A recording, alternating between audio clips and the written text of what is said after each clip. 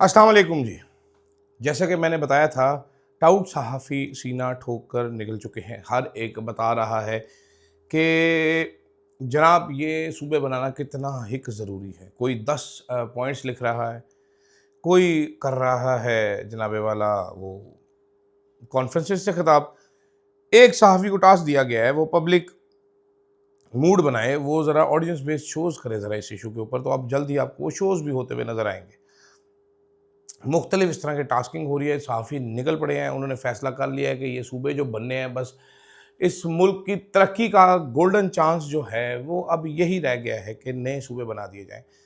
मुझे नहीं मालूम क्या स्टडी है इसके पीछे, लेकिन सहाफ़ियों को अब यकीन हो चुका है कि ये सूबे बनने हैं तो सफ़े दुरुस्त कर लिए। दूसरी जानिब सुहेल आफरीदी साहब का जारहाना खिताब, कोर कमांडर पेशावर से डिमांड है। तीसरी जानिब गंदी जज के गंदे फैसले और उसके बाद उसके शिकवे, मैं बड़े दिनों से बात करना चाहता हूँ। फिर आखिर में जी जनाब ये बड़े घटिया लोग हैं अदील राजा जैसे ये आज़ादी नहीं मनाना चाहते। ये किसने बकवास की है, इस किस्म की बकवास हो रही है, इस पर भी बात करेंगे इस वीडियो में। अदील राजा सच की आवाज। मैं हूं अदील राजा, आप देख रहे हैं मेरा यूट्यूब चैनल। सब्सक्राइब ज़रूर कीजिएगा, फीडबैक ज़रूर दीजिएगा। जनाब वाला टाउट सहाफ़ियों को मिल चुका है मंजन। इनको मैंने सुबह ही कहा था, बता दिया गया है इनको कि जनाब वाला सूबे तो बनने बहुत ज़रूरी हैं, तो हर टाउट अपनी अपनी मर्ज़ी का तसला उठाकर आ गया है।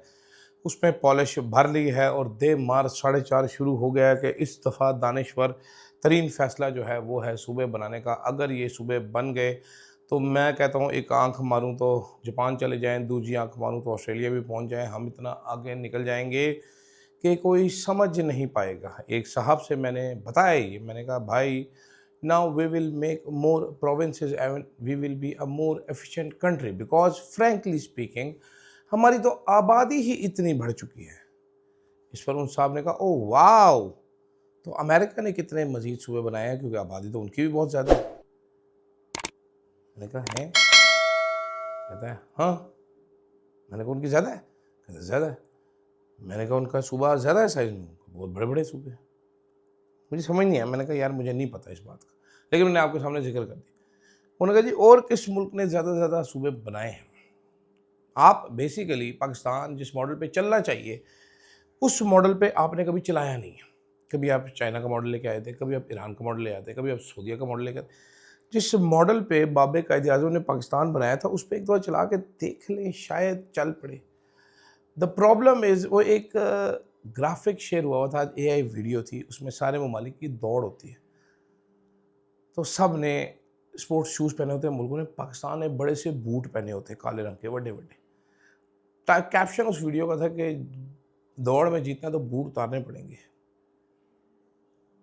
तो कहानी कुछ ऐसी है, लेकिन बहरहाल सहाफ़ी निकल के आ चुके हैं, सफ़े सीधी हो चुके हैं। नून लीग को चंद दिनों में अंदाज़ा हो जाएगा कितने एक अपने सहाफ़ी थे। इस सारे सहाफ़ियों में एक सहाफ़न नुमा जो कि वर्कर भी हैं नून लीग की, पीपल्स पार्टी से भी ज़हनी लगाव रखती हैं, वो बड़े दुख से बता रही थी कि जी नून लीग ने पीपल्स पार्टी को आगे कर दिया है, ढाल बना के इस्तेमाल करे। सूबे तो नून लीग भी नहीं बनाना चाहती, लेकिन देखिए इस तरह उस तरह। कुछ लोग ये भी बता रहे हैं कि इस्टेब्लिशमेंट हमेशा जीता नहीं करती, हार जाती है। और देखें ना, ये नहरें भी बनाना चाहते थे लेकिन नहीं बना सके। तो सूबे बनाना नहरें बनाने से भी ज़्यादा मुश्किल काम है। तो बेहतर यही है कि आप तवज्जो दे दें एक लोकल बॉडी सिस्टम पे। लेकिन फिर मुनीफ फारूक जैसे लोग आते हैं, वो बताते हैं कि फील्ड मार्शल साहब जिधर एक दफ़ा नज़र डाल दें वहाँ पर सदियों तक घास भी नहीं उगती, वो जो बात कह दें वो पत्थर पर लकीर हो जाती। तो मैं यकीनन अब नहीं समझता, क्योंकि बार बार ये जोड़ा जा रहा है कि वहाँ से आ रहा है जी, ये एस्टेब्लिशमेंट की तरफ से आ रहा है कि सूबे तो बनाने ही पड़ेंगे। अब देखिए बनता क्या है। दूसरी तरफ सुहेल आफरीदी साहब बड़े गुस्से में थे, आज स्ट्रीट मूवमेंट वो कर रहे थे। आज उन्होंने पेशावर की इंतजामिया को कहा सारे रास्ते खोलो। कोर कमांडर साहब को भी कहा कि ये इदारों के तहफ़्फ़ुज़ के लिए रास्ते। अच्छा, ये हमारे मुल्क में सिक्योरिटी का एक नया निज़ाम है, एक बड़ा इंटरेस्टिंग है, which I think is bad.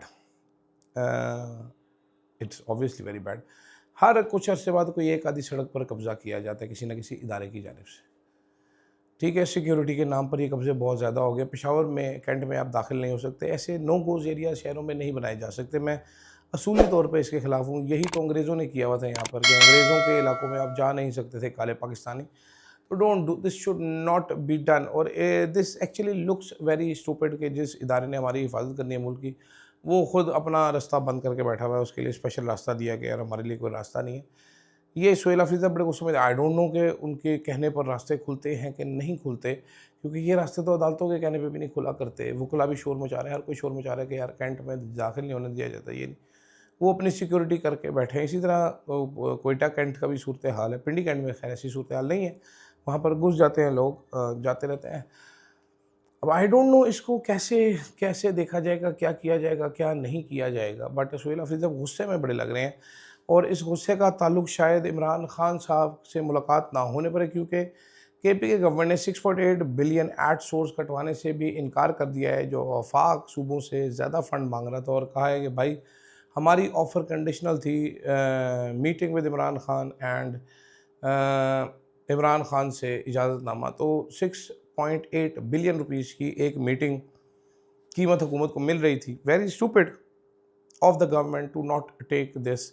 Imran Khan साहब शायद दुनिया के सबसे ज़्यादा मुलाकात की कीमत अदा करने वाले शख्स भी बन जाते कि एक मुलाकात की कीमत 7 अरब रुपया तकरीबन बनती थी। तो देखते हैं इस सिचुएशन का आगे जाके क्या बनता है। लूट मार का बाजार गर्म है भाई। शहबाज साहब ने लूट मार करके तारीखी खर्चे अपने बढ़ा दिए। अब वो जो बताया जाता था कि जी आईएमएफ हमें पेट्रोलियम डेवलपमेंट लेवी कम नहीं करने देता, वो पता ये चले कि हमने आईएमएफ की दी हुई जो वो है लिमिट थी, उससे भी ज़्यादा लेवी इकट्ठी करके अपनी याशों में पट के रख दी। आप अंदाज़ा कीजिए, इस पे पूरी एक कैंपेन चलनी चाहिए कि हम लेवी नहीं देंगे। इस पे एक पूरी कैंपेन चलनी चाहिए। मेरा ख्याल है मैं ये कैंपेन चलाने की अपील करूँगा सबसे। ये गुंडा टैक्स है, ये जगह टैक्स है, और ये कैलकुलेशन करनी चाहिए, और ये बिल्कुल नहीं देनी चाहिए। दूसरी तरफ भाई एक जज साहब है, मैं बार बार मैं मुसरत हिलाली साहब के पश्तो में वो शॉर्ट्स हैं वो सुनता हूँ, फिर मैं उसका उर्दू ट्रांसलेशन देखता हूँ, मुझे हंसी बड़ी आती है। बड़ी मतलब खातून भी हैं, कुछ कहना नहीं चाहिए, लेकिन इनको बताना चाहिए कि कितनी घटिया जज थी।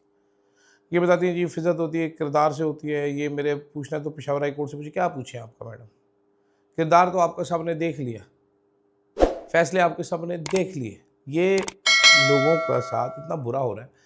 आप इसको मेरे पॉइंट ऑफ व्यू से देखें तो आपको इनसे सिंपैथी भी होगी। इनकी मेंटल कंडीशनें देखें ज़रा इंसानों की। अरबों अरबहा रुपया ये कमा रहे हैं, इतना पैसा इन्होंने लिया है, कमाया है, इन्होंने अपनी नौकरियां बचाई हैं। देखें डरपोक थे ना, कोई कैरेक्टर वाले तो नहीं थे ना, इंडिपेंडेंट जजेस तो नहीं थे ना। ये मुसरत हिलाली साहिबा कोई हिलाली तो नहीं थी ना, हलाली होती तो ऐसे काम ना करती है। हरामी फैसले दिए ना इन्होंने। बल्ले वाला निशान चोरी करने में ये, सिविलियंस का मिलिट्री ट्रायल आपने किया। आप कौन सा करेक्टर है आपका? You don't have 2 legs to stand on lady. आपको बुरा कहना नहीं चाहिए, मतलब जितना काजी का काला चेहरा उतना ही काला और मकरू चेहरा आपका भी है। कोई फ़र्क नहीं है आप में। आपने लोगों के बच्चे मरवाए हैं। आप जैसी कम हिम्मत और बेशरम जज ने लोगों के बच्चे मरवाए हैं।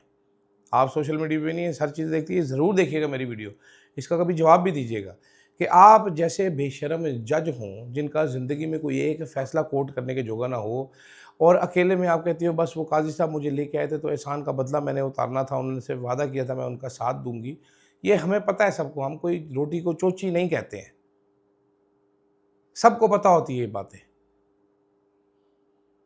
तो इसलिए एवं चवले ना मारे बैठ गए, अभी एक्सेप्ट करें जो आपने किया है, लोगों से मुंह छुपाएं, अल्लाह मियाँ से तौबा तायब हों, इस्तग़फ़ार किया करें, बिकॉज आपने लोगों के बच्चे मरवाए हैं।